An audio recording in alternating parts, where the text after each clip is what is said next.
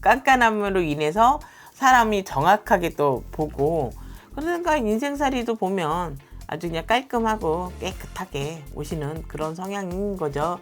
그리고 초년에는 많이들 고생들 하시는 분들도 있지만 중년 이후로 뭐 자식으로 인해서 이렇게 지금 연세 드신 분들 보면 괜찮고, 뭐 또 초년들은 또 지금 보면 지금의 초년들은 또 그냥. 안녕하세요, 선생님. 네, 안녕하세요. 천상작두 장군의 도라지만 신입니다. 네, 반갑습니다, 선생님. 네, 반갑습니다. 오늘 이제 2023년 개묘년 네. 우리 닭띠 분들의 총 운세 한번 이야기해볼 차례예요. 네. 이분들 개묘년 운세 알아보기에 앞서서 네. 먼저 닭띠 분들 좀 어떤 인생을 살아오셨고 어떤 성격이나 특징을 가지셨는지 한번 이야기해 주실 수 있으세요? 인생보다 일단은 닭띠 하면 한깐깐하다? 성격이 한깐깐하시지. 저는 일단 성격을 먼저 얘기하고 싶었어요. 그냥 그분들을 보면은 깐깐하다 보니까 주변 사람이 그 진짜 오리지널만 옆에 있게 돼. 깐깐함을 이겨낸 사람만이 옆에 있는다. 그리고 깐깐함으로 인해서 사람이 정확하게 또 보고, 그러니까 인생살이도 보면 아주 그냥 깔끔하고 깨끗하게 오시는 그런 성향인 거죠. 그리고 초년에는 많이들 고생들 하시는 분들도 있지만 중년 이후로 뭐 자식으로 인해서 이렇게 지금 연세 드신 분들 보면 괜찮고, 뭐 또 초년들은 또 지금 보면 지금의 초년들은 또 그냥 초년이라고 다 어렵게 지냈지는 않아요. 근데 지금의 초년생들은 또 저는 나쁘게 보이지 않아요. 그래서 또 젊어서 고생 안 하신 분들이 어딨어. 그죠. 그렇게 보면 그렇잖아요. 나는 그렇게 생각을 해요. 초년에는 조금 고생을 했지만 노후에는 괜찮으신 분들이 많고, 그리고 자식 복이 일단 나는 있으신 것 같아. 그렇게 보이고, 또 닭띠 분들이 그 깔끔한 성격에 확실한 사람만이 내 주변에 있다. 나는 그렇게 딱 얘기를 해주고 싶죠. 초년에 고생을 좀 많이 하신 닭띠 분들이라고 하셨는데 초년 고생이라고 하면 뭐 어떤 부분이 있을까요? 내 성격에 맞는 사람을 만날래도 보면 부딪히는 경우가 많잖아요. 일적이라든지 대외적으로 회사 직장에서 그런 거에 대한 마음고생이지. 그러다 보니까 안 할 고생도 하는 거야. 내 입에 맞는 떡이 다 어딨어. 그러나 그 내 입에 맞는 떡을 고르다 보면은 마음고생은 당연히 오는 거 아닌가? 저는 그렇게 생각해요. 그러다 보니까 고생하고, 그리고 이렇게 또 직장 생활에서 저 사람은 저런 성향이구나 라는 걸 이제 인정받으면서 하나하나 주변 사람들이 인정해주고, 쟤 성격 괜찮은 애야, 뭐 이렇게 오케이 하다 보면 이제 슬슬 마음고생은 내려가고, 그리고 또 이제 뭐 이제 좀 나이가 들어가면서 유해지는 것도 있고, 거기에 또 이제 자식 뭐 나면 자식들이 좀, 노년에는 뭐 복이 다른 거 있나? 자식 복이 있으면 장땡이지. 난 그렇게 생각해요. 알겠습니다, 선생님.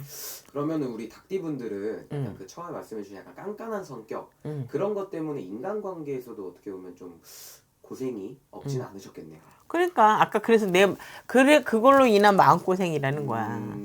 내 성격을 조금은 내려놓을 때 내려놔야 되는데 열의 여덟은 그러지 못하더라. 주변에서들 보면, 내가 이렇게 보면 혹시 닭띠? 그러면 역시나 닭띠야. 어디서를 보면 정갈하셔. 정갈과 깔끔과 깐깐함이 다 있다고. 종합선물 세트 같다고 그럴까? 네, 알겠습니다. 그래서 이렇게 닭띠 분들의 성격이나 특징 그리고 인생에 관해서 잠깐 간략하게 이야기를 해보았는데 아마 가장 궁금해하실 만한 건 올해 개묘년 운세 부분일 것 같아요. 올해 총 운세는 좀 어떻게 보이시는지. 닭띠 여러분들은 올해 굴러온 복을 차는 일은 없도록 그러니까 좀 조심을 해야겠죠. 전체적인 내가 여지껏 다른 띠들은 좀 좋은 얘기를 많이 했을 거예요. 근데 닭띠는 올해는 조금 조심을 하거나 가려야 한다거나 그런 게 좀 유독 많은 띠예요. 하다못해 아니 삼재도 아닌데 이런 말 할 수도 있어요. 근데 삼재도 아니신데도 예를 들자면 삼재 같은 닭띠라고 보면 돼요. 그래서 매사 두들겨 가면서 살얼음 같은 길이라 올해는 좀 조심하면서 가는 게 좋지 않을까.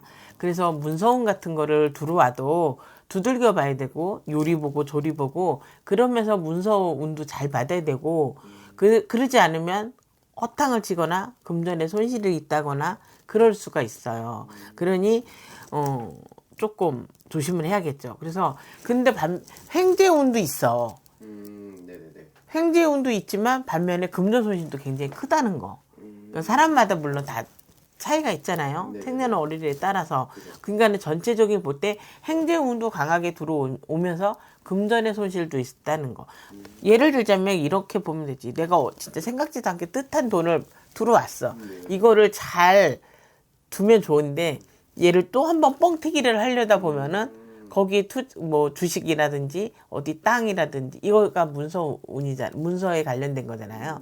그러면서 거기에 문서 조심하라고 내가 아까 그랬잖아. 그러면서 금전에 손실이 오는 거겠죠. 그렇다 보면은 그때는 두들기고 약간의 가는 길이 살얼음길이니 그거를 닭띠 여러분들은 조금 조심하고 가시면 좋지 않을까. 저는 그렇게 생각을 하고요.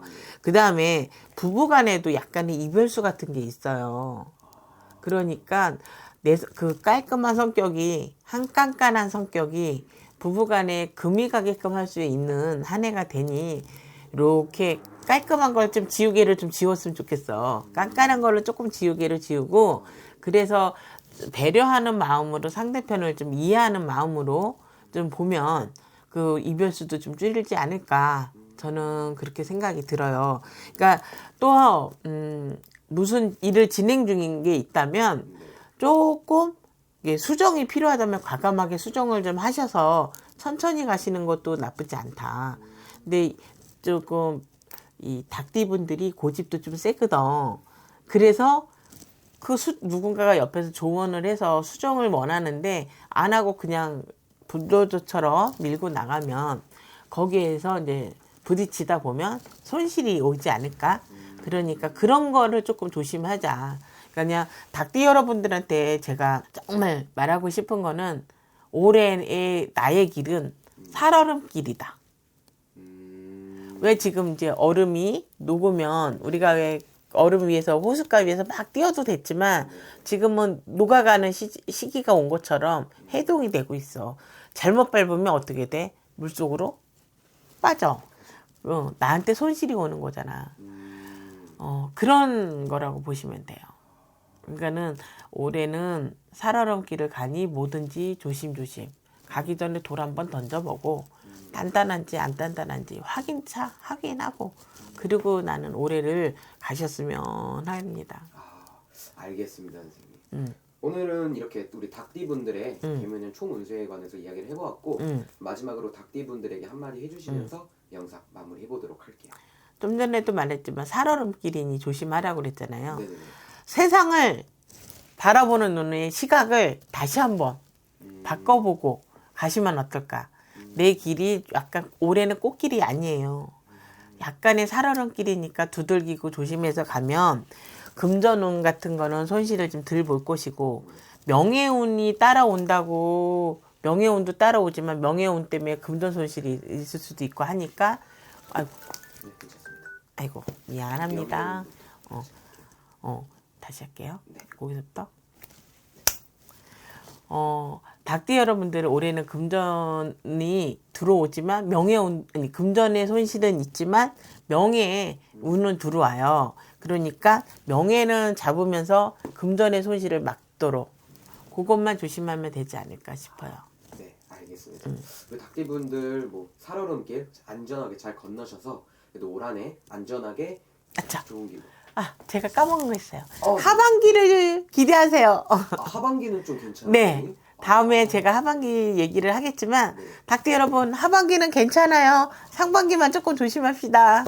알겠습니다. 닭띠분들 상반기만 잘 버텨보시면 하반기 때 그럼 우리 닭띠분들 이야기 한 번 더 해주실 거죠? 선생님? 기운찬 한 해가 될 것입니다. 하반기는. 알겠습니다. 네. 그럼 저희는 다음 닭띠분들 하반기 편에서 한번 이야기를 다시 해보는 걸로 하고 오늘은 여기서 마무리 해보도록 하겠습니다. 네, 알겠습니다. 감사합니다. 네, 감사합니다.